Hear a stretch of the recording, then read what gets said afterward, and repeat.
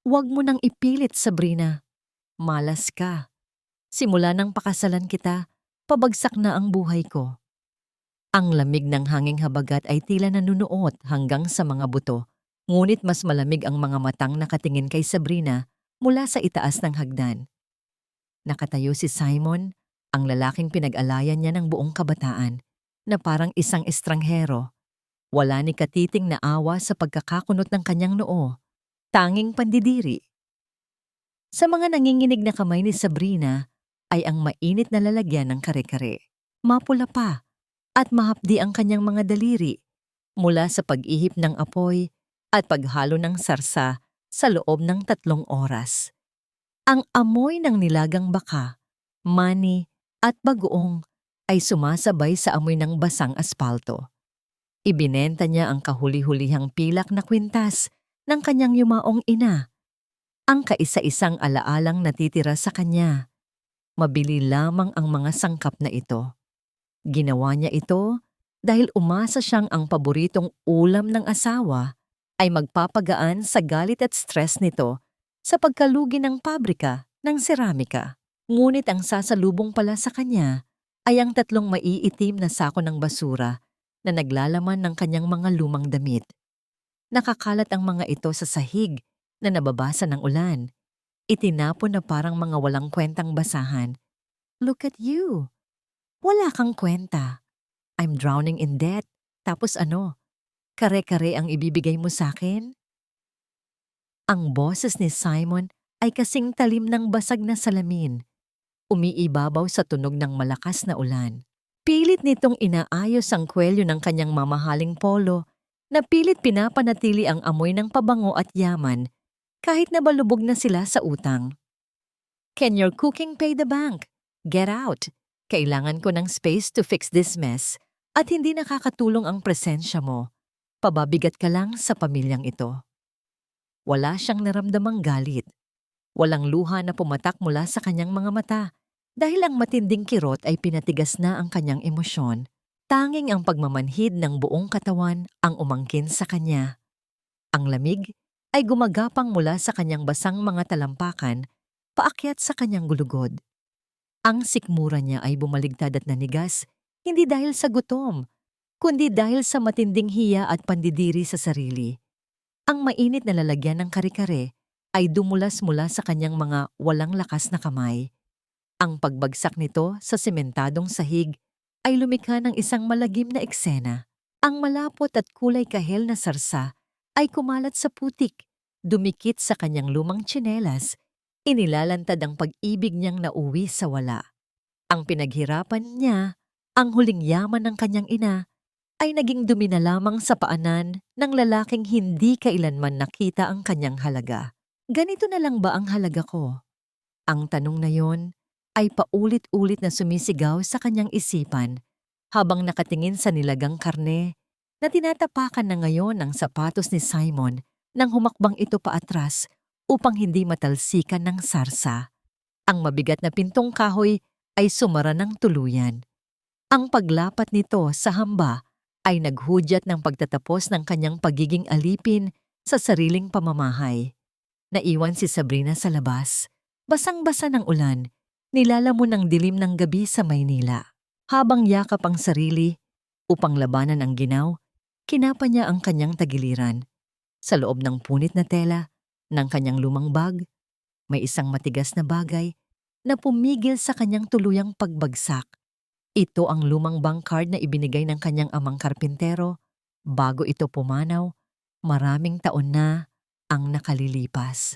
Ang card na hindi niya kailanman pinansin dahil sa paniwalang walang laman ang bulsa ng kanyang ama.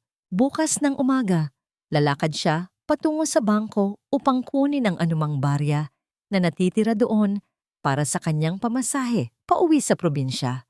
Hindi niya alam na ang nakatago sa likod ng luma at kupas na card na yon ay ang yaman na magpapaluhod sa lalaking nagtapon sa kanya sa gitna ng ulan. Ang nakakapasong lamig ng sentralisadong aircon sa loob ng pinakamagarang bangko sa Makati ay tila mga karayom na tumutusok sa balat ni Sabrina. Ang kanyang lumang t-shirt at pantalon ay basa pa rin at nangangamoy ambon.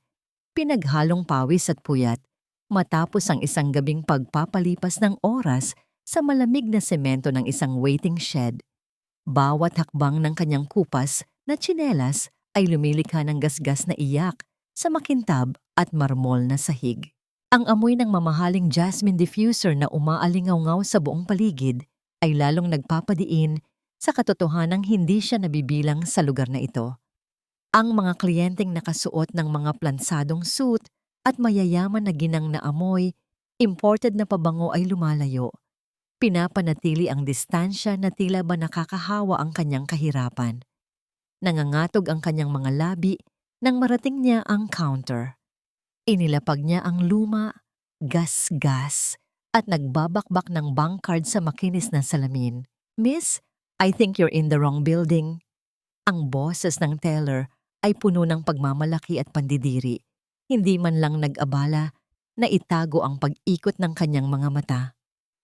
"Walang ayuda dito, at saka for premium clients lang ang lane na ito. Baka pwede po tayong lumabas na bago pa makatawag ng security." Napayuko si Sabrina. Ang pamilyar na hiya ay muling gumagapang sa kanyang dibdib. Ang parehong hiya nang ipagtabuyan siya ni Simon kagabi. "Gusto ko lang po sanang kunin kung ano man ang natitira dyan." Ang boses niya ay paos at halos isang bulong. "Pamasahe lang po sana pauwi sa probinsya." Bumuntong hininga ang teller, padabog na kinuha ang lumang card gamit ang dalawang daliri na parang nandidiri sa anumang mikrobyo na nakadikit dito. Pabalang nitong isiningit ang card sa makina. Ngunit ang pilit na pagtataray ng teller ay unti-unting naglaho. Ang mabilis na pagtipa ng kanyang mga daliri sa teklado ay biglang huminto. Ang kanyang mga mata ay nanlaki. Halos lumabas mula sa kanyang mukha habang nakatitig sa monitor.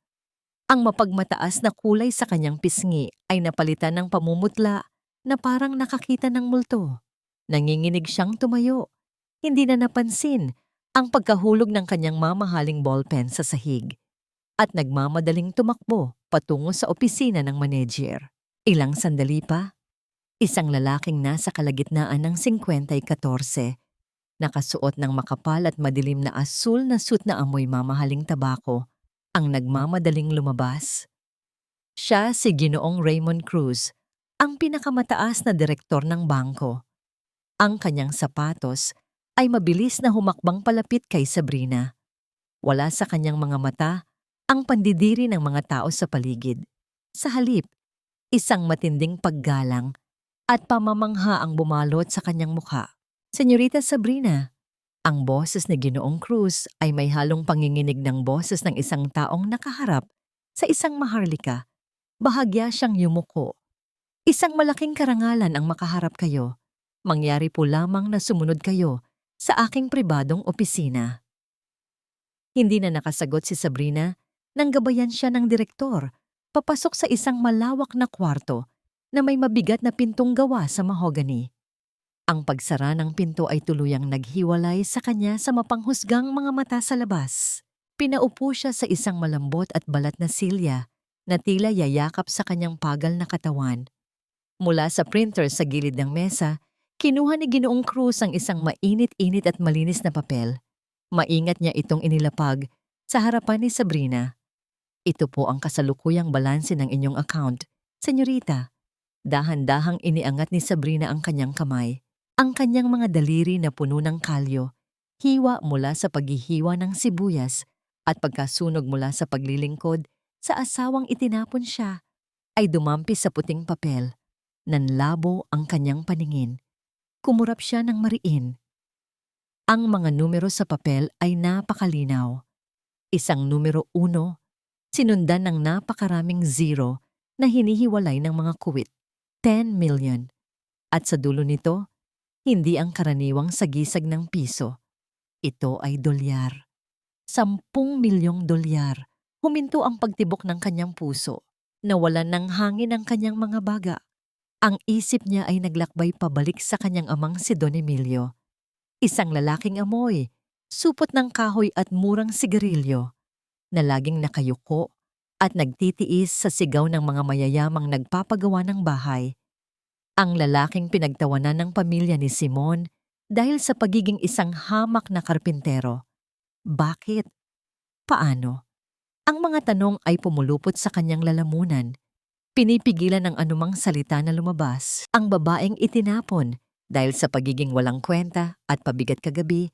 Ang babaeng handang magmakaawa para sa pamasahe sa boss ay nagmamay-ari ng yaman na higit pa sa kayang kitain ni Simon sa 5 buhay nito. Habang nakatitig sa papel, isang matinding alon ng paninikip ng dibdib ang sumagasa sa kanya. Hindi siya nakaramdam ng tuwa. Tanging isang napakalalim at napakasakit na pagsisisi. Sayang ang mga luhang iniyak niya kagabi. Sayang ang pagpapakumbaba niya. Hinayaan ni Ginoong Cruz na mabalot ng katahimikan ang silid. Pagkatapos, mula sa ilalim ng kanyang mesa, maingat niyang inilabas ang isang maliit na kahon na gawa sa inukit na nara. Ipinatong niya ito sa ibabaw ng papel na may mga numero. Matagal na po itong naghihintay sa inyo, Miss Sabrina. Malumanay na wika ng direktor. Bilin ng inyong ama. Mabubuksan lamang ninyo ito sa araw na madama ninyo ang pinakasagad na desperasyon at kalungkutan. Panahon na po upang basahin ninyo ang katotohanan. Ang silid ay tahimik, liban sa mahinang ugong ng aircon na hindi sapat upang palamigin ang biglang pag-iinit ng buong katawan ni Sabrina. Ang kahon na gawa sa nara ay pamilyar. Amoy ng sariwang tabla at barnis ang sumingaw nang dahan-dahan niyang buksan ang takip nito. Ito ang eksaktong amoy na madalas kumapit sa mga damit ng kanyang ama tuwing umuuwi itong pagod mula sa pagkakarpintero. Sa loob ng kahon ay may isang lumang sobre. Naninilaw ang mga gilid dahil sa katagalan. Sa ilalim nito ay mga dokumento ng iba't ibang kumpanya sa labas ng bansa. Nanginginig ang kanyang mga daliri na puno ng peklat nang buksan niya ang liham. Ang sulat kamay ay magulo, ngunit pamilyar. Mga letrang isinulat ng kamay na sanay sa paghawak ng martilyo kaysa panulat. Aking bunso, kung binabasa mo ito, alam kong nasa pinakamababang bahagi ika na ng iyong buhay. Patawarin mo ako kung itinago ko ang totoo. Ang pagiging karpintero ko ay hindi kasinungalingan. Ito ay pag-alala sa aking pinagmulan bago ako pumasok sa mundo ng lihim na pamumuhunan. Nakita ko kung paano ka nabighani kay Simon. Nakita ko ang pagmamataas niya at ang pang-iinsulto ng kanyang pamilya sa atin. Ngunit ikaw ay bulag sa pag-ibig. Kung ibinigay ko sa iyo ang yamang ito noon, tiyak na gagamitin niya ito at itatapon ka rin kapag wala ka ng pakinabang. Iniligtas ko ang perang ito hindi para maging asawa ka ng isang mayaman, kundi para maging malaya ka kapag tinanggal na niya ang kanyang maskara. Ang perang ito ay hindi pabuya, Sabrina. Ito ay ang iyong kalasag. Kapag dumating ang araw na hanapin mo ang perang ito dahil sa desperasyon, iyon ang araw na napatunayan mo sa sarili mong wala kang maaasahan kundi ang sarili mo. Maging matapang ka. Ang paghinga ni Sabrina ay tila naharang ng isang bukol sa kanyang lalamunan. Ang bawat salita ng kanyang ama ay parang mga matatalim na punyal na bumaon sa kanyang isipan. Pinupunit ang bawat natitirang ilusyon niya tungkol kay Simon at sa kanilang kasal. Bumalik sa kanyang alaala ang lahat ng gabing tiniis niya ang pang-aabuso ng asawa. Ang mga sandaling nagtago siya sa banyo habang pinupunasan ang kanyang sariling luha para lang makapaghanda ng almusal.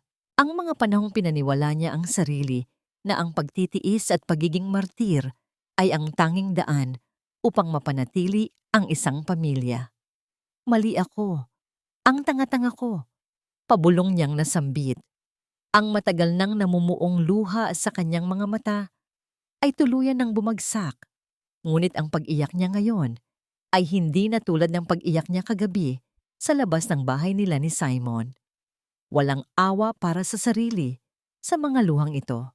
Ito ay mga luha ng matinding paggising at paglambot ng isang matigas na katotohanan.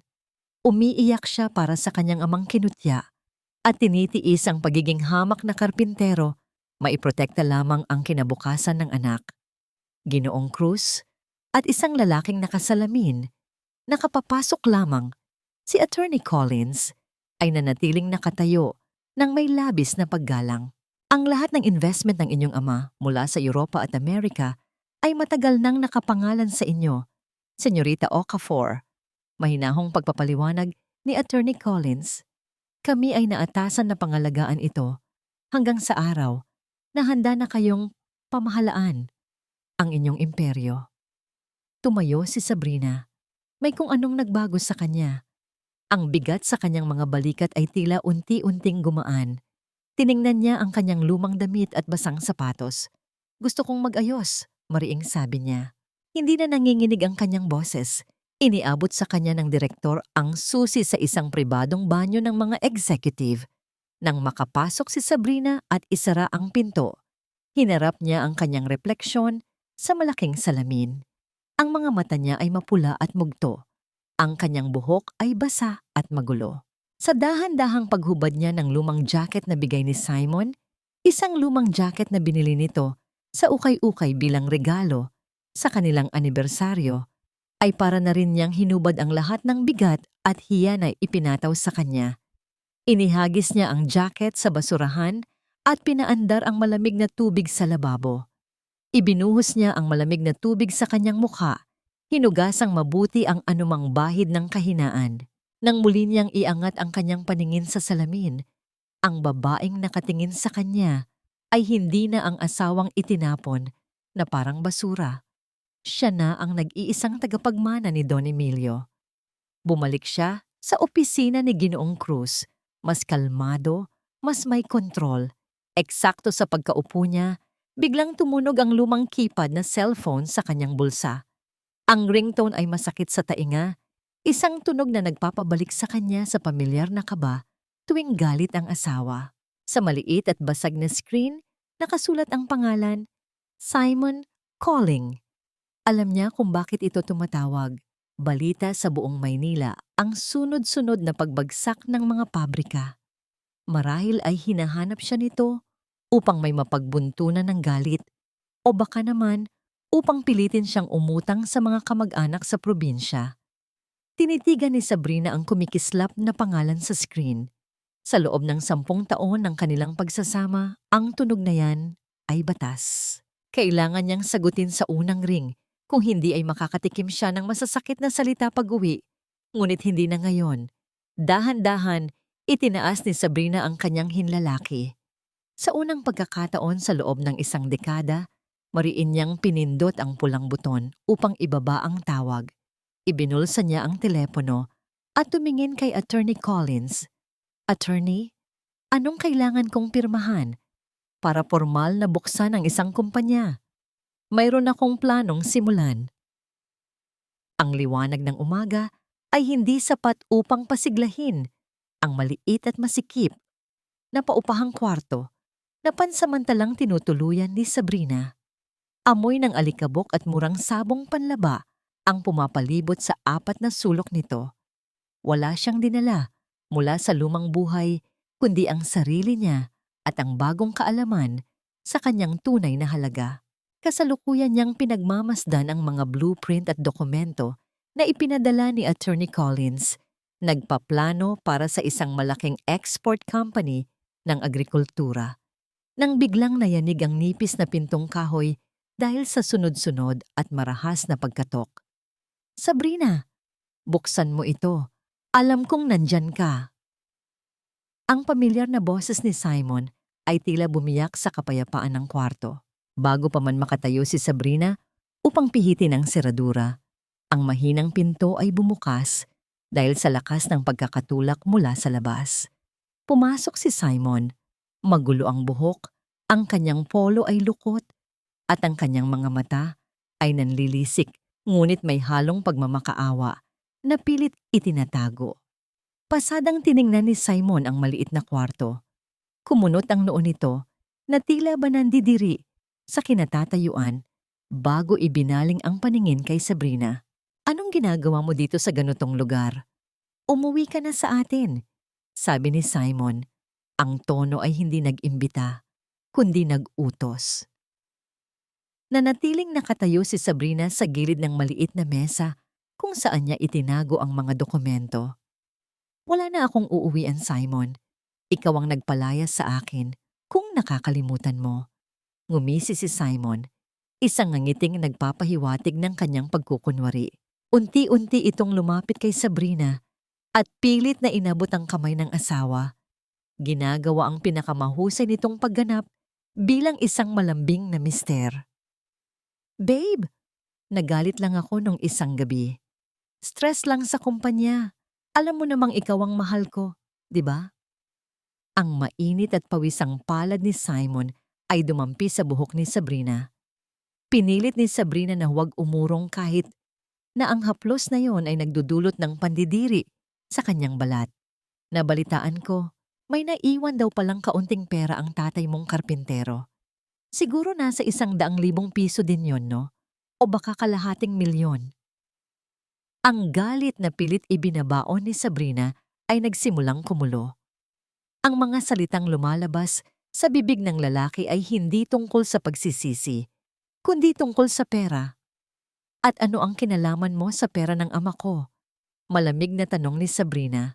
Lumalim ang boses ni Simon. Ang pilit na paglalambing ay napalitan ng panunumbat. Utang na loob, Sabrina.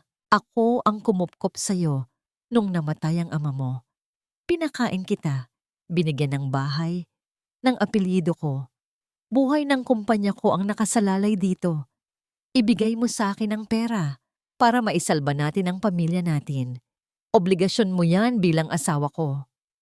Ang bawat salita ay parang asido na tumatapon sa mukha ni Sabrina. Ginamit na naman nito ang paborito nitong sandata, ang konsensya at ang huwad na utang na loob. Obligasyon? Pamilya?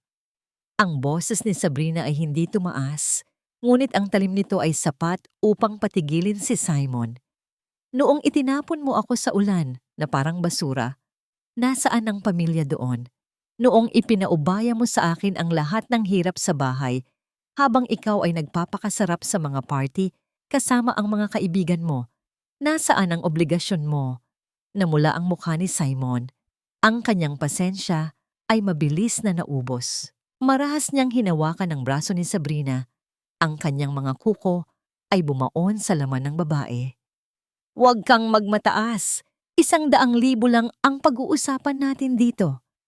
Ibibigay mo sa akin ang ATM o kung anong papel man, yan bago pa ako mawalan ng pasensya.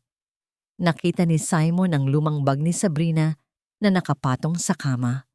Walang pag-aalinlangang binitawan niya si Sabrina at mabilis na humakbang patungo rito, handang halughugin ang mga gamit. Huwag mong hawakan yan, sigaw ni Sabrina. Pilit na inaabot ang bag, ngunit malakas siyang itinulak ni Simon pabalik sa pader. Eksakto sa sandaling idinikit ni Simon ang kanyang mga kamay sa zipper ng bag, isang malaking kamay ang mahigpit na sumunggab sa kanyang balikat. Ang paghawak ay napakalakas na napadaing si Simon at napaatras. Mula sa nakabukas na pinto, isang lalaking nakasuot ng simpleng puting t-shirt at maong, ngunit may tindig na tahimik at mapanganib, ang pumasok. Si Jude, ang kaibigan ni Simon na laging tahimik na nagmamasid sa tuwing nagkakasama sila. Ano sa tingin mo ang ginagawa mo, Simon? Ang boses ni Jude ay mababa at malamig, ngunit umaalingaw-ngaw sa buong kwarto. Gulat at napahiya, pilit na inayos ni Simon ang kanyang lukot na polo. Wala kang pakialam dito, Jude. Asawa ko siya at nag-uusap kami tungkol sa pera ng pamilya namin. Tumingin si Jude kay Sabrina na ngayon ay nakasandal sa pader, hawak ang namumulang braso kung saan bumaon ang mga kuko ni Simon. Ibinaling muli ni Jude ang kanyang nanlilisik na mga mata sa kanyang kaibigan. Hindi niya alam ang tungkol sa milyon-milyong dolyar.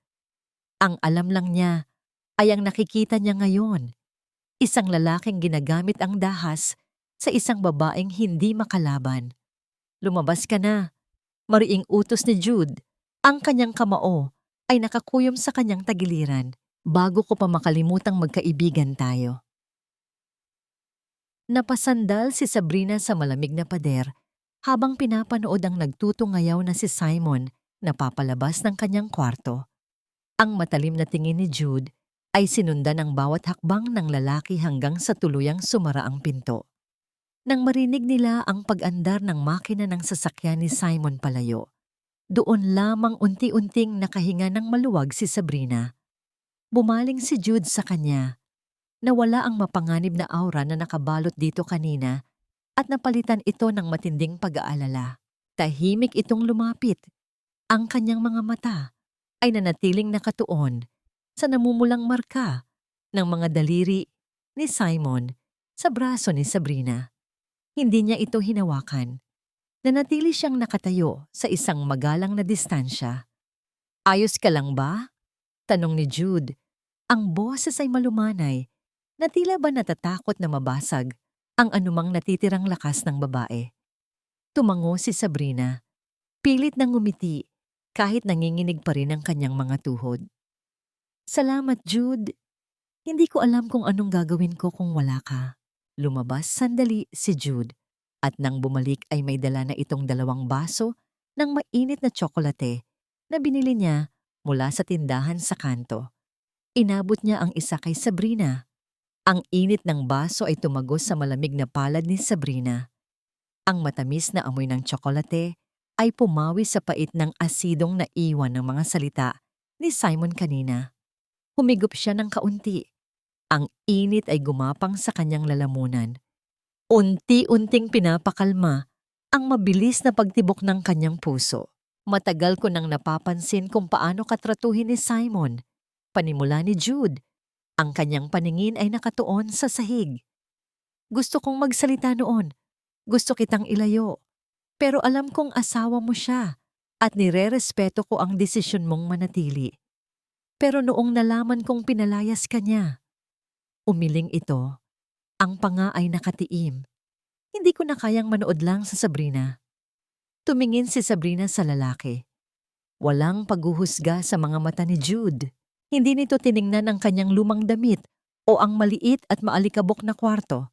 Ang nakikita lamang nito ay siya, si Sabrina. Hindi nito alam ang tungkol sa 10 milyong dolyar. Para kay Jude, siya ay iyang babaeng walang-wala na kailangan ng kakampi. At ang katapatang iyon ay nagdala ng kakaibang ginhawa sa kanyang dibdib. "Hindi ko na kailangan ng awa, Jude," mahinang sabi ni Sabrina. Inilalapag ang baso sa maliit na mesa. "Kailangan ko nang bumangon. May mga plano ako. Gusto kong magtayo ng negosyo. Mag-export ng mga produktong agrikultura mula sa mga magsasaka sa probinsya natin." Tiningnan siya ni Jude nang may paghanga. Hindi ito nagtanong kung saan siya kukuha ng puhunan. Hindi nito pinagtawanan ang kanyang malaking pangarap sa kabila ng kanyang hitsura. "Kung yan ang gusto mo, nandito ako. Susuportahan kita, Sabrina, kahit na mag-umpisa ka pa sa wala."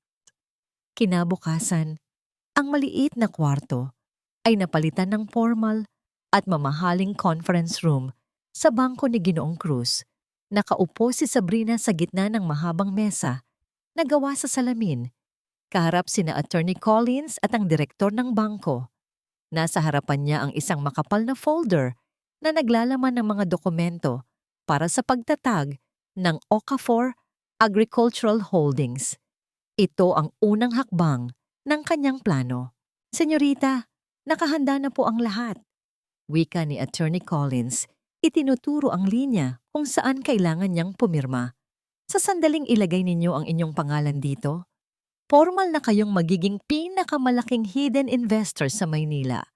Gagamitin natin ang mga dummy corporations ng inyong ama sa Europa upang itago ang inyong tunay na pagkakakilanlan." Kinuha ni Sabrina ang itim na fountain pen. Ang malamig na bakal ng panulat ay pamilyar na ngayon sa kanyang mga daliri. Hindi na nanginginig tulad ng unang araw na dumating siya sa bangko. Tiningnan niya ang pangalan ng kumpanya. Wala na ang apelyidong Reyes. Tanging ang apelyido ng kanyang ama, ang lalaking totoong nagmahal sa kanya. Walang pag-aalinlangang idiniin niya ang dulo ng panulat sa papel. Ang bawat kurba at guhit ng kanyang pirma ay naghuhudyat ng pagkamatay ng mahinang Sabrina at ang pagsilang ng isang babaeng hindi na kailanman yuyuko sa sinuman. Nang matapos siya, isinara ni Attorney Collins ang folder at tumango. "Congratulations, Madam CEO." Lumapit si Ginoong Cruz na may hawak na isang manipis na tablet. "Madam, may isang urgent matter po. Ang pabrika ng seramika ni Simon Reyes ay tuluyan ng bumagsak kahapon. Ang bangko natin ang may hawak ng kanyang pinakamalaking utang. Paano po natin ito pamamahalaan?" Isang malamig na ngiti ang sumilay sa mga labi ni Sabrina. Tumingin siya sa bintana ng matayog na gusali. Pinagmamasdan ang mga maliliit na sasakyan sa ibaba. Ang lalaking nagtapon sa kanya sa ulan ay ngayon, nasa ilalim na ng kanyang mga paa. Lumipas ang ilang buwan na tila isang mabilis na pag-ikot ng gulong. Ang Okafor Agricultural Holdings ay lumago ng tahimik ngunit nakakabaliwang bilis. Kinokontrol ang malaking porsyento ng export market gamit ang kapital mula sa Europa. Si Sabrina ay nanatiling isang anino, isang pangalang nababanggit lamang ng mga elite ng Maynila sa mga bulungan na tinatawag nilang ang misteryosang CEO. Samantala, sa kabilang dulo ng lungsod, ang init ng araw ay tila sumusunog sa natitirang pag-asa ni Simon. Ang kanyang opisina sa pabrika ng seramika na dati ay amoy mamahaling kape at tagumpay, ngayon ay amoy alikabok at pawis. Patay ang aircon dahil pinutol na ang kuryente sa kalahati ng gusali. Kasalukuyang nakatingin si Sabrina sa isang malaking flat-screen monitor sa kanyang penthouse office sa Makati. Nakakonekta ito sa CCTV ng opisina ni Ginoong Cruz sa bangko. Nakaupo siya sa kanyang malambot at itim na swivel chair. Humihigop ng tsa habang pinapanood ang lalaking dating tinatawag niyang asawa. Sa screen, makikita si Simon na nakaupo sa tapat ni Ginoong Cruz. Ang kanyang dating makisig na anyo ay naglaho na. Ang kanyang polo ay nalulukot. Ang mga mata ay namumula dahil sa kakulangan sa tulog at labis na pag-inom. Ang kanyang boses ay nanginginig sa desperasyon. "Ginoong Cruz, parang awa niyo na." Nagmamakaawa si Simon. Ang kanyang mga kamay ay nakadiin sa ibabaw ng mesa ng direktor. "Bigyan niyo pa ako ng isang buwan o buwan. Kailangan ko lang makausap ang CEO ng Okafor Holdings. Balita ko naghahanap sila ng mga lokal na pabrika para sa kanilang mga bagong packaging. Kung mapipirmahan ko ang kontratang ito, mababayaran ko ang lahat ng utang ko sa bangko niyo." Pinapanood ni Sabrina ang bawat patak ng pawis na tumutulong mula sa noo ni Simon. Ang lalaking laging nagsasabing siya ang nagdadala ng pamilya. Ang lalaking nanumbat na siya ang nagpapakain kay Sabrina. Ngayon ay nagmamakaawa para sa isang piraso ng tinapay. Nakita niya kung paano maingat na inayos ni Ginoong Cruz ang kanyang salamin. "Ginoong Reyes, ang Okafor Holdings ay hindi nagpapautang sa mga palubog na kumpanya at ang aming bangko ay binigyan na kayo ng 3 palugit. Bukas, magsisimula na ang proseso ng foreclosure ng inyong pabrika." Nanlaki ang mga mata ni Simon. Tumayo ito, ang silya ay halos tumumba sa lakas ng kanyang pagtayo. "Hindi! Hindi niyo pwedeng gawin ito. Buhay ko ang kumpanyang ito." Sa matinding kaba, nagsimula itong magsalita nang walang pag-iisip. Paano kung ibenta ko ang lupa ng aming pamilya sa probinsya, pati na ang lote kung saan nakalibing ang aking mga lolo't lola? Magkano ang halaga noon? Ibebenta ko. Bigyan niyo lang ako ng pagkakataon na makausap ang inyong kliyente. Sa loob ng kanyang tahimik na opisina, napatigil si Sabrina. Inilapag niya ang kanyang tasa ng tsaa sa platito nito. Ang mahinang tunog ng porselana ay umalingaw-ngaw sa kanyang isipan kasabay ng mga huling salita ni Simon. Ibebenta ang lote ng mga ninuno? Ibebenta ang mismong libingan ng kanyang pamilya para lang maisalba ang kanyang makasariling ego at posisyon? Isang nakakasuka, Ngunit malamig na pagtanggap ang bumalot sa kanya. Wala talagang itinitirang paggalang si Simon para sa kahit ano, hindi sa asawa niya. At ngayon, hindi rin sa kanyang sariling dugo. Pinindot ni Sabrina ang maliit na intercom sa kanyang mesa. Kumonekta ito ng direkta sa earpiece ni Ginoong Cruz. Direktor! Ang boses ni Sabrina ay seryoso at walang bahid ng emosyon. Sabihin mo sa kanya na bilhin ang lote ng kanyang pamilya. I-draft mo ang deed of sale ngayon din. Sa screen, nakita niya ang bahagyang pagtigil ni Ginoong Cruz bago ito humarap kay Simon. Ginoong Reyes, panimula ng direktor. Kung seryoso kayo sa inyong alok, maaari nating ayusin ang pagbebenta ng inyong mga lupain ngayon mismo.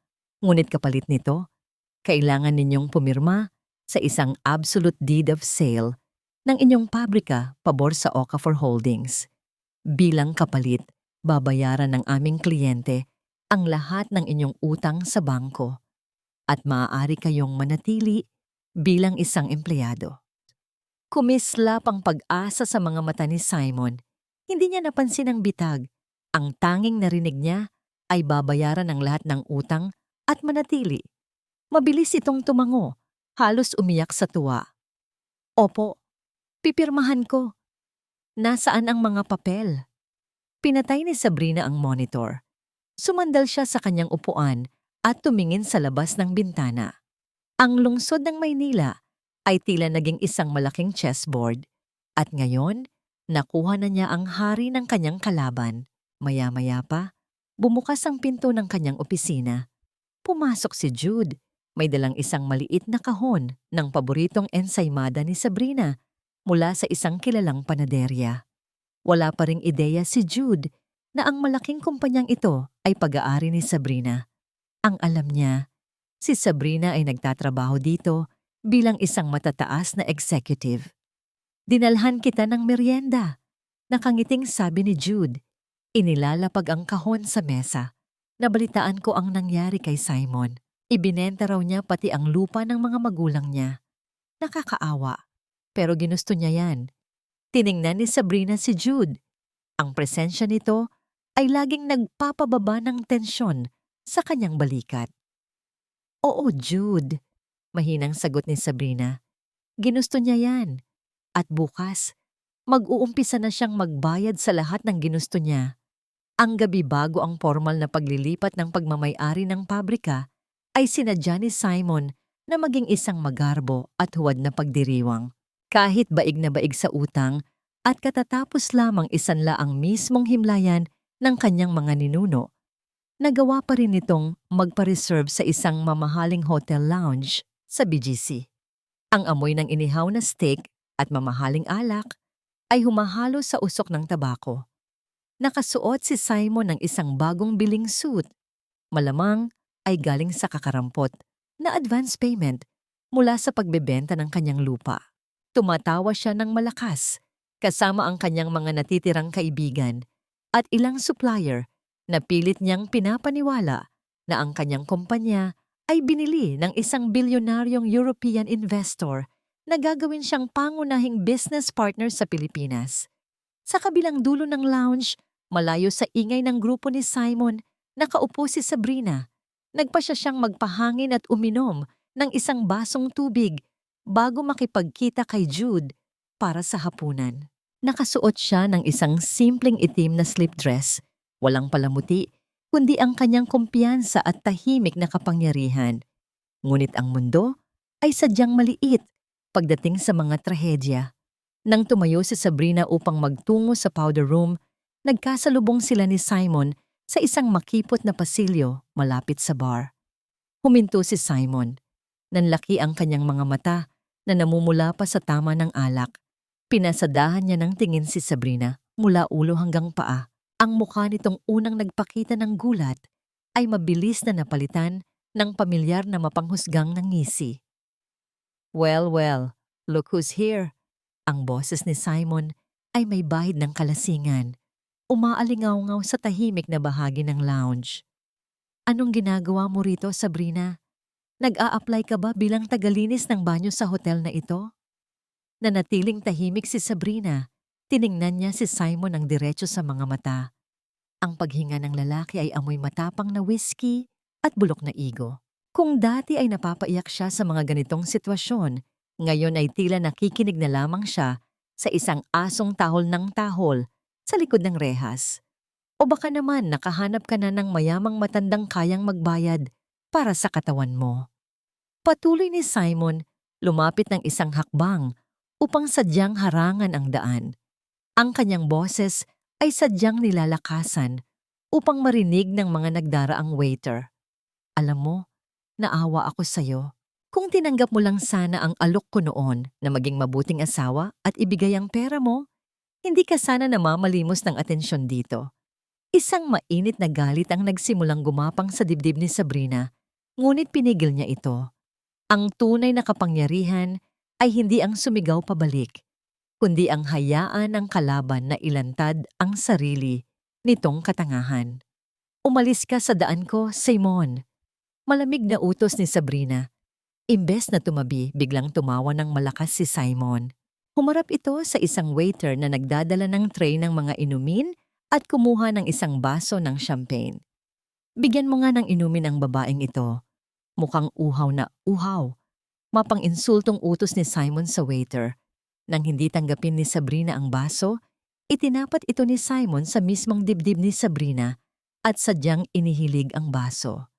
Bago pa man tumapon ang malamig at malagkit na alak sa damit ni Sabrina, isang malakas na kamay ang humablot sa pulso ni Simon. Ang alak ay tumapon, hindi kay Sabrina, kundi sa mismong sapatos na pilit pinakintab ni Simon, si Jude. Ang kanyang mukha ay kasing tigas ng bato. Ang mga mata ay nag-aapoy sa galit habang nakatingin sa kaibigan. Ano sa tingin mo ang ginagawa mo, Simon? Napaatras si Simon. Binabawi ang kanyang pulso habang inis na pinapagpagan ang kanyang nabasang sapatos. Jude, ikaw na naman. Bakit ba lagi kang nakikialam sa aming mag-asawa? Wala na kayo. Mariing sagot ni Jude. Humarap siya kay Sabrina at maingat na inalis ang sariling coat upang ipatong sa balikat ng babae. Ang kanyang kilos ay puno ng paggalang at proteksyon. Pagkatapos, tumingin muli siya kay Simon na may halong pagkadismaya at pandidiri. At huwag na huwag mo na siyang tatawagin sa ganyang paraan. Natawa si Simon, isang tawang puno ng pait at malisya. Tiningnan niya ang coat ni Jude na nakapatong sa balikat ni Sabrina. Kaya pala. Sigaw ni Simon, itinuturo ang dalawa habang pilit na pinapanatili ang kanyang balanse. Kaya pala ang tapang-tapang mong sumagot ngayon, Sabrina. Dahil ang kaibigan ko pala ang bago mong kinakapitan. Pareho kayong ahas. Hindi na sinagot ni Jude ang mga paratang nito. Hinawakan niya ng mahigpit ngunit banayad ang siko ni Sabrina. Tara na. Hindi siya karapat-dapat sa atensyon mo. Habang naglalakad sila palayo, sumigaw pa si Simon mula sa likuran. Ang boses ay puno ng kayabangan na malapit nang matapos. Magpakasaya kayo ngayon. Dahil bukas, pipirmahan ko na ang kontrata sa Okafor Holdings. Ako ang magiging hari ng industriya at kayong dalawa mananatili kayong mga basura. Hindi lumingon si Sabrina, ngunit isang malamig at patag na ngiti ang namuo sa kanyang mga labi. Oo, naisip niya. Bukas ang araw na sisingilin ko ang lahat ng utang mo. Ang malamig na simoy ng hangin galing sa Manila Bay ay humahaplos sa mukha ni Sabrina.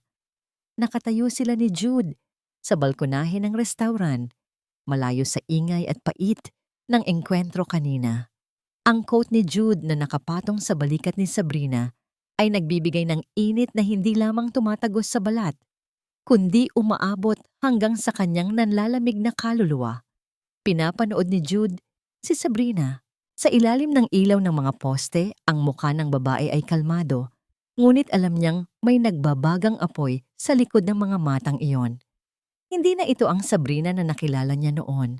Ang babaeng laging nakayuko at natatakot magsalita. Sorry dahil nakita mo yon.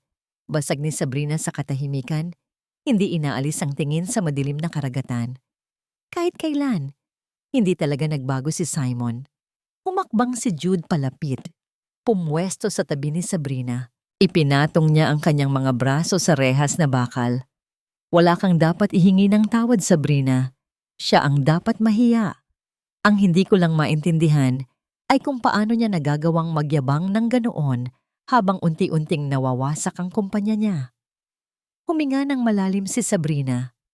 Ang bawat paghugot niya ng hangin ay tila paglilinis ng mga lumang lason mula sa kanyang sistema.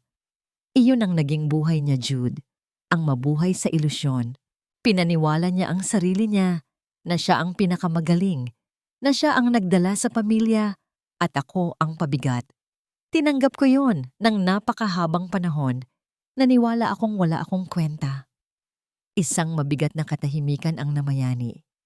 Nakita ni Sabrina ang pag-igting ng panga ni Jude sa peripheral vision niya. Dahan-dahang humarap si Jude sa kanya. Ang mga mata nito ay puno ng sinseridad at isang damdamin na matagal na nitong pinipigilan. Hindi ka pabigat, Sabrina. Kahit kailan, hindi ka naging walang kwenta. Sa lahat ng pagkakataon na nakikita kita noon, nagtataka ako kung paano mo nakakayang ngumiti habang sinisigawan ka niya. Ang tapang mo. At kung meron man siyang hindi nakita sa'yo, ako, nakikita ko yon. Napatingin si Sabrina kay Jude. Walang pilit, walang manipulasyon, walang utang na loob na hinihingi. Ang pagpapahalaga na matagal na niyang hinahanap sa isang asawa ay natural na ibinibigay sa kanya ng lalaking ito. Ngunit naroon ang sikreto niya. Ang malaking lihim tungkol sa Okafor Holdings na hindi pa niya nasasabi. Paano kung malaman ni Jude na siya ang bilyonaryong nagpapabagsak kay Simon? Magbabago kaya ang tingin nito sa kanya? Jude, panimula ni Sabrina, ang boses ay may halong pag-aalinlangan. May mga bagay na hindi mo pa alam tungkol sa akin. May mga desisyon akong ginawa nitong mga nakaraang buwan na baka hindi mo maintindihan. Ngumiti ng bahagya si Jude, isang nangiting nagbibigay ng kapanatagan. Wala akong pakialam sa nakaraan mo o kung ano man ang pinaplano mo para sa sarili mo ngayon.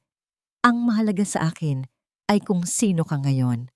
At nirerespeto ko kung ano man ang kailangan mong gawin para tuluyang makalaya. Sa kauna-unahang pagkakataon mula nang mamatay ang kanyang ama, nakaramdam si Sabrina ng buong kapayapaan. Walang paghuhusga. Ang mga sugat na iniwan ng 10 taong pang-aabuso ay tila nakahanap ng tamang gamot.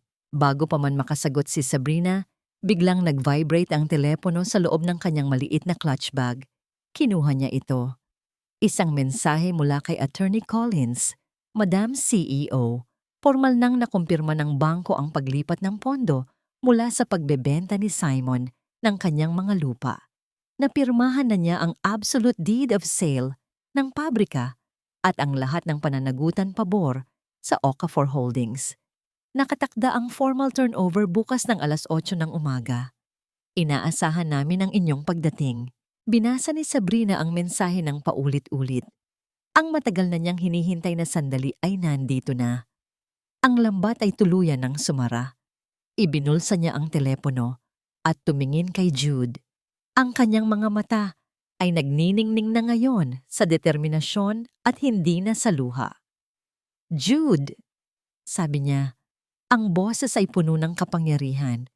Pwede ba kitang imbitahan bukas ng umaga? Kumunot ang noo ni Jude. Saan?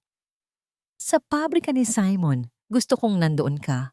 Kapag hinarap ko ang nakaraan ko sa huling pagkakataon. Ang sikat ng araw ay tumatagos sa mga bintanang puno ng alikabok ng lumang pabrika ng seramika na nagbibigay diin sa mga agiw at kalawang na unti-unting lumalamon sa gusali. Sa gitna ng malawak na lobby, nakatayo si Simon Reyes, suot ang kanyang pinakamahal na suit na pilit na pinaplantsa upang itago ang katotohanan ito na ang huling piraso ng kanyang karangalan. Panay ang tingin ni Simon sa kanyang relo.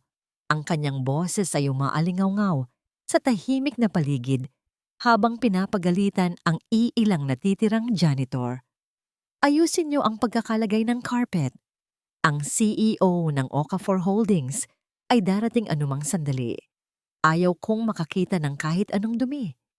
Isang malaking pagkakamali na makita nilang ganito kadumi ang magiging bagong asset nila. Sa tabi niya ay nakatayo si Jude, suot ang isang simpleng barong, tahimik at matikas.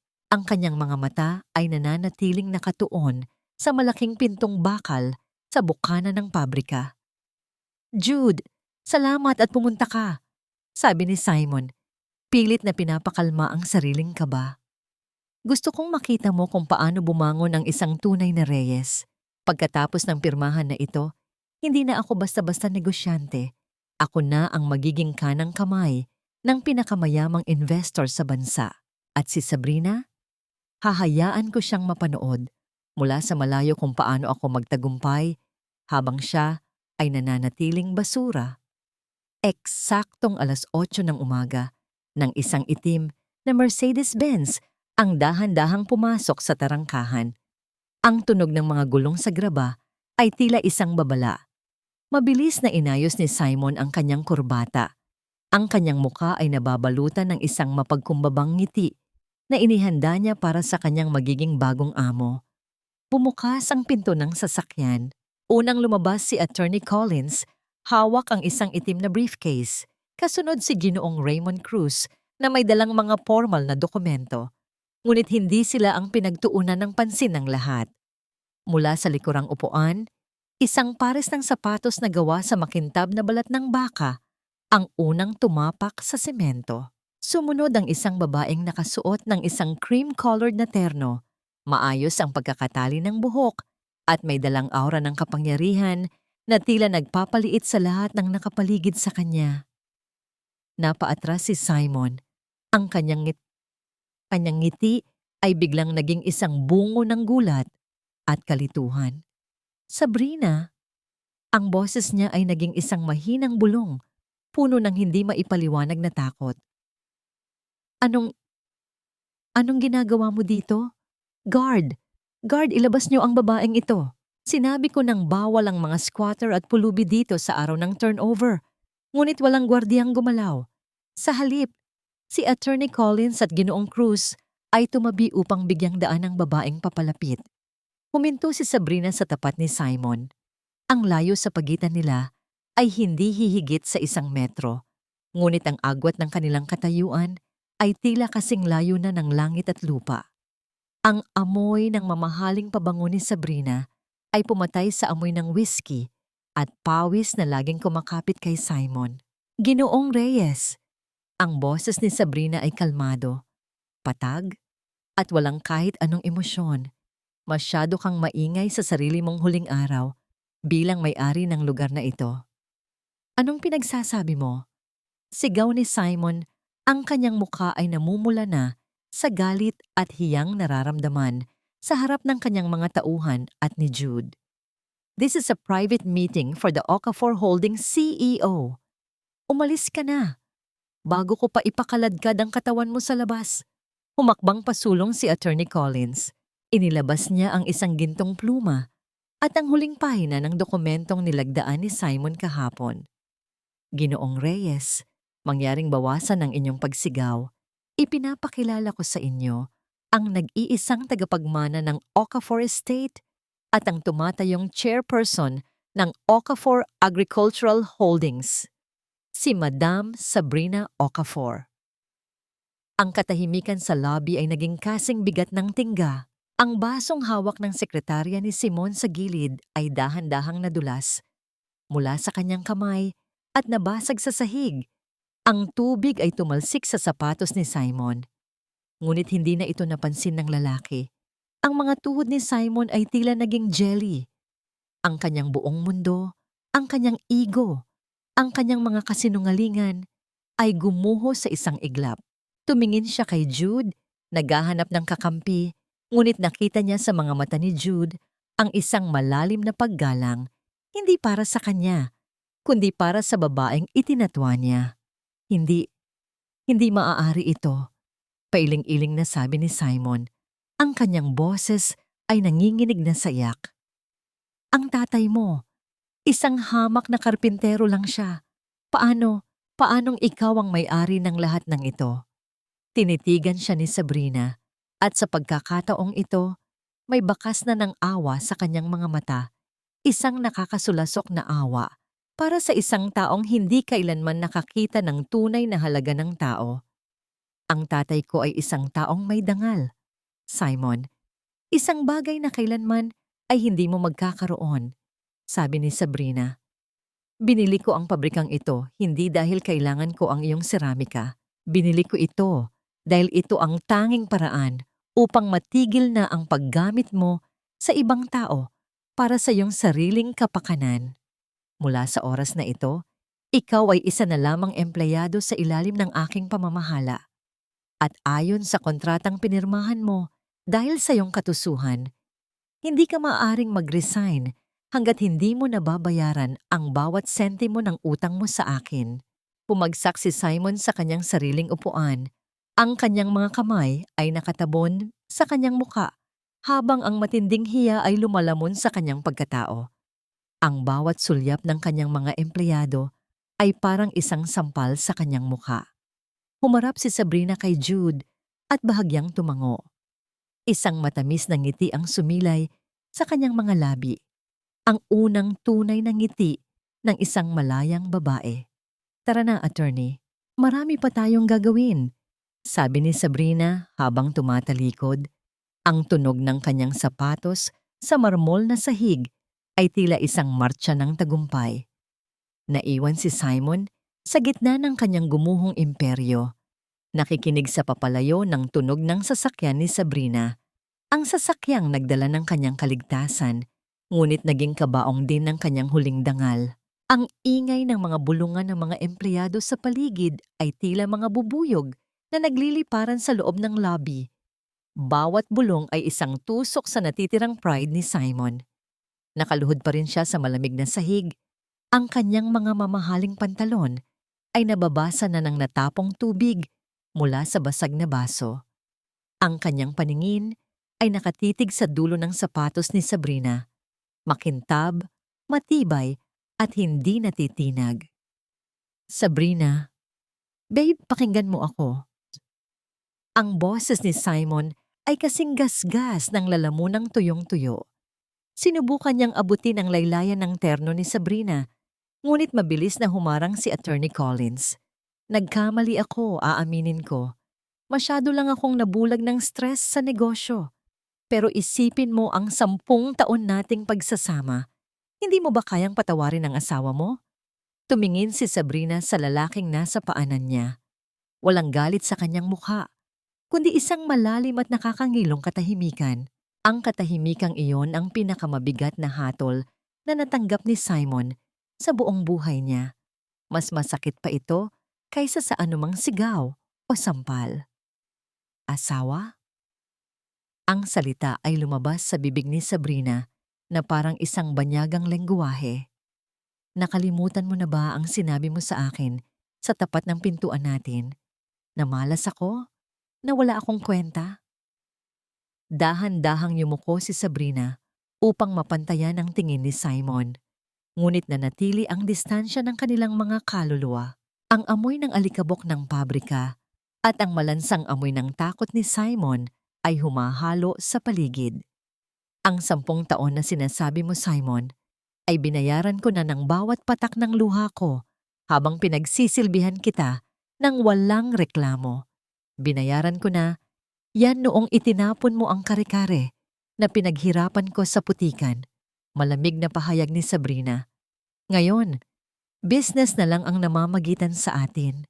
At sa business, ang bawat utang ay kailangang bayaran. Tumayo ng tuwid si Sabrina at hinarap si Attorney Collins. Attorney, ibigay mo sa kanya ang bago niyang job description. Ayon sa kontrata, dahil kinuha ng Okafor Holdings ang lahat ng kanyang utang, kailangan niyang magtrabaho bilang warehouse supervisor. Walang office, walang secretary, at walang special treatment. Ang kanyang sweldo ay direktang mapupunta sa pagbabayad ng kanyang mga utang sa loob ng susunod na 20 taon. Nanlaki ang mga mata ni Simon. Warehouse? Sabrina, hindi mo pwedeng gawin ito. Ako ang nagtayo ng kumpanyang ito. Mali ka, Simon. Mabilis na sagot ni Sabrina. Ang tatay ko ang nagbigay sa iyo ng puhunan noon sa pamamagitan ng isang lihim na pautang na hindi mo man lang inalam kung saan galing. Ang kumpanyang ito ay bunga ng pawis ng tatay ko na kinalimutan mo at ininsulto. Kaya ngayon, ibabalik ko lang ito sa tunay na nagmamay-ari. Huminga ng malalim si Sabrina at tumingin sa mga empleyadong kanina pa nakikinig. Mula ngayon, ang lahat ng pulisiya ng kumpanyang ito ay magbabago. Walang sino man ang sisigawan o tatratuhin na parang basura. Ang sino mang gumawa noon, kahit sino pa siya, ay agad na matatanggal. Tumingin siya kay Jude na kanina patahimik na nagmamasid sa likuran. Ang init ng suporta sa mga mata ni Jude ang nagbigay kay Sabrina ng huling lakas na kailangan niya upang tuluyang talikuran ang kanyang nakaraan. Jude, gusto ko nang umalis dito. Ang hangin ay masyadong mabigat dahil sa mga lumang kasinungalingan, sabi ni Sabrina. Tumango si Jude at inilahad ang kanyang braso. Gagabayan kita, Sabrina. Saan mo man gustong pumunta? Habang naglalakad sila palabas ng lobby B, narinig ni Sabrina ang huling pagsigaw ni Simon. Isang sigaw ng desperasyon at galit na unti-unting nilulunod ng tunog ng makina ng pabrika na muling pinaandar ng mga trabahador. Hindi lumingon si Sabrina. Alam niyang ang bawat hakbang niya palayo ay isang hakbang patungo sa kalayaan. Ang 10 milyong dolyar ay isang numero lamang. Ang tunay niyang kayamanan ay ang kakayahang tumingin sa salamin at makita ang isang babaeng hindi na kailanman muling magpapatinag sa ulan. Nang makasakay na sila sa sasakyan, tumingin si Sabrina sa kanyang mga palad. Ang mga marka ng kalyo ay naroon pa rin, ngunit hindi na sila simbolo ng pagdurusa, sila ay simbolo ng kanyang muling pagkabuhay. Salamat, Jude, sa lahat. Bulong ni Sabrina habang nakatingin sa labas ng bintana. Wala iyon, Sabrina, sagot ni Jude habang maingat na nagmamaneho. Ang paglalakbay mo ay nagsisimula pa lang at sa pagkakataong ito, hindi ka na nag-iisa. Ngunit sa kabila ng tagumpay, may isang huling dokumento sa loob ng briefcase ni Attorney Collins na hindi pa nabubuksan ni Sabrina. Isang dokumento na magbabago sa turing niya kay Simon habang buhay. Ang init sa loob ng bodega ay tila nanunuot sa bawat butas ng balat ni Simon. Ang malapot na pawis ay humahalo sa makapal na alikabok ng mga hilaw na luwad na nagiging putik sa kanyang noo at leeg. Dati-rati, ang tanging nararamdaman niya ay ang malamig na bugso ng aircon sa kanyang opisina habang humihigop ng mamahaling kape. Ngayon, ang tanging kasama niya ay ang mabigat na amoy ng grasa, ang ingay ng mga forklift at ang mapanghusgang tingin ng mga trabahador na dati niyang minura at minaltrato. Hoy Reyes! Huwag kang tumunganga dyan. Iurong mo yung mga palet harang sa daan. Sigaw ng isang dating tauhan niya na ngayon ay supervisor na niya. Napatiim bagang si Simon. Ang matinding hiya ay mas masakit pa sa pagod ng kanyang mga braso. Ngunit wala siyang magagawa. Nakatali siya sa kontratang pinirmahan niya sa harap ni Ginoong Cruz. Isang kontratang nagsasabing bawat sentimo ng kanyang sweldo ay pambayad sa utang na umabot na sa langit. Eksaktong tanghali nang bumukas ang malaking pintong bakal ng bodega. Pumasok ang isang malamig na simoy ng hangin. Kasunod ang anino ng isang babaeng hindi na kailanman magiging sa kanya. Napatigil ang lahat. Lumakad si Sabrina sa gitna ng bodega. Kasunod sina Jude at Attorney Collins. Ang kanyang suot na asul na seda ay kumikinang sa ilalim ng mga fluorescent light. Isang matinding kontras sa madumi at madilim na paligid. Ang amoy ng sariwang rosas at mamahaling sabon ay pansamantalang pumatay sa amoy ng alikabok. Huminto si Sabrina sa tapat ni Simon. Tiningnan niya ang maduming mukha ng lalaki, ang basang-basang polo nito at ang panginginig ng mga kamay nito dahil sa pagod. Sabrina, bulong ni Simon, pilit na itinatago ang kanyang mga kamay sa likuran. Please, maawa ka. Hindi ako sanay sa ganitong trabaho. Magkakasakit ako rito. Ang mga taong pinagtrabaho mo rito ng 10 taon nang walang maayos na bentilasyon at sapat na pasahod. Simon, sila ang tunay na nagtiis. Malamig na sagot ni Sabrina. Kung kaya nila, kaya mo rin. Lumingon si Sabrina kay Attorney Collins. Ibigay mo na sa kanya ang huling dokumento. Inilabas ni Attorney Collins ang isang folder mula sa kanyang briefcase. Ginoong Reyes, ito ang huling testamento ng inyong yumaong biyenan, si Don Emilio Okafor. Mayroong isang bahagi rito na ngayon lang namin pwedeng ihayag. Kinuha ni Sabrina ang dokumento at binasa ang isang talata na tila bumasag sa huling hibla ng katinoan ni Simon. Nakalagay dito, Simon, na noong 2 taon ng ating kasal, nang muntik nang bumagsak ang kumpanya mo dahil sa maling pag-invest sa sugal. Ang tatay ko ang lihim na nagbayad ng lahat ng utang mo. Pero hindi niya yon ibinigay bilang donasyon. Ibinigay niya yon bilang isang pautang na may kondisyon na sa sandaling saktan mo ako o ipagtabuyan, ang lahat ng shares mo sa kumpanyang ito ay automatikong malilipat sa pangalan ko. Nanlaki ang mga mata ni Simon. Ano? Ibig sabihin, matagal na niyang binalak ito? Hindi niya binalak, Simon. Pinrotektahan niya lang ako. Sabi ni Sabrina. Ang boses ay may halong pait at pagmamahal para sa kanyang ama. Alam ng tatay ko na balang araw, lalabas ang tunay mong kulay. At noong gabing pinalayas mo ako sa ulan, ikaw mismo ang pumirma sa sarili mong pagkatalo nang hindi mo alam. Inilapit ni Sabrina ang mukha kay Simon. Ang 10 milyong dolyar na nasa account ko? Hindi iyon galing sa nakaw. Galing iyon sa mga investment na pinalago ng tatay ko para sa akin, habang ikaw ay abala sa pagpapakitang tao gamit ang pera na siya rin ang nagbigay. Bumagsak ang balikat ni Simon. Ang huling alas niya, ang paniniwalang siya ang nagtaguyod kay Sabrina, ay napatunayang isang malaking kasinungalingan. Sa buong panahon ng kanilang pagsasama, siya pala ang palamun ng pamilya Okafor. Ang bawat pagmamayabang niya, ang bawat panlalait niya kay Sabrina, ay ginagawa niya gamit ang yaman ng ama nito. Ngayon, Simon, tapos na ang usapan, sabi ni Sabrina habang tumatalikod. Magtrabaho ka ng maayos. Baka sa susunod na 10 taon, mabawasan ng kaunti ang utang mo. Hinawakan ni Jude ang kamay ni Sabrina at dahan-dahan silang naglakad palabas ng bodega. Sa labas, ang sikat ng araw ay isa pa kaliwanag.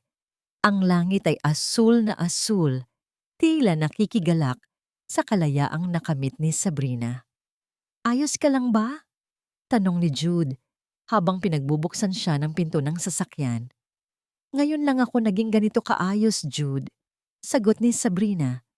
Ngayon ko lang naramdaman na ang bawat patak ng ulan nung gabing iyon ay naghugas sa akin para maging handa sa araw na ito. Sumakay sila sa sasakyan at iniwan ang pabrika.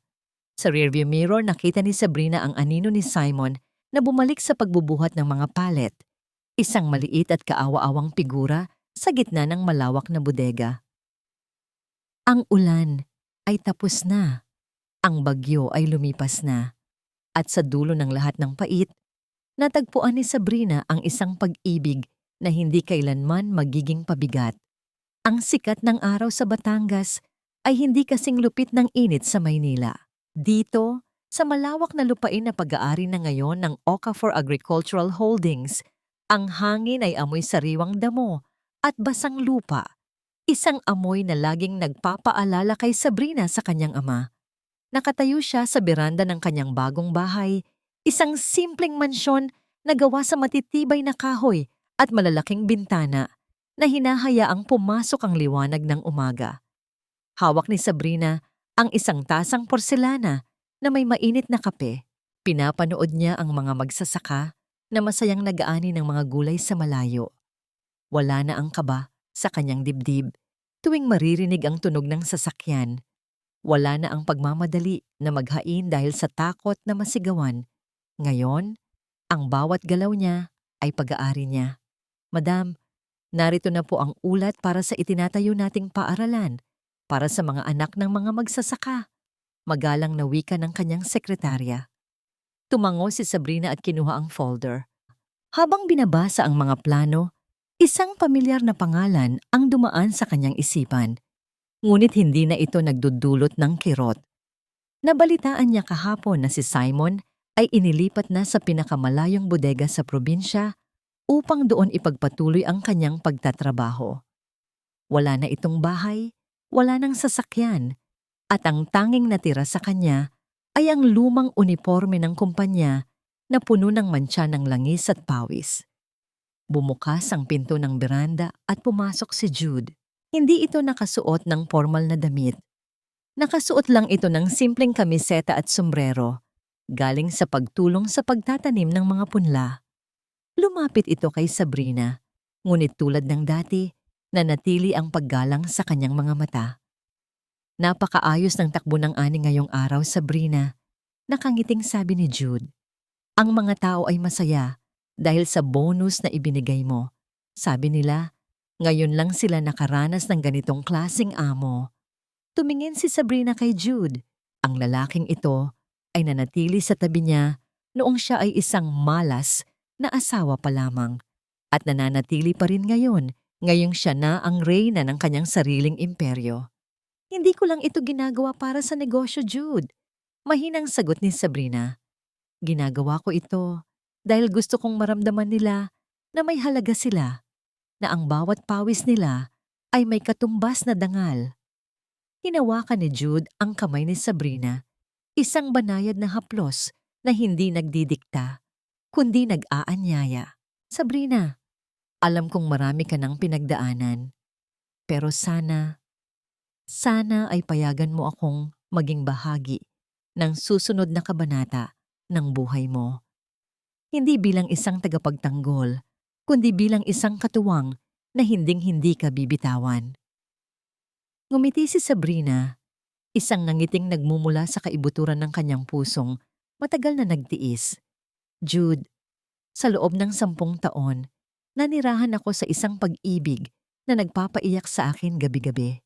Ngayon, gusto ko namang pumili ng isang pag-ibig na hindi ako sasaktan.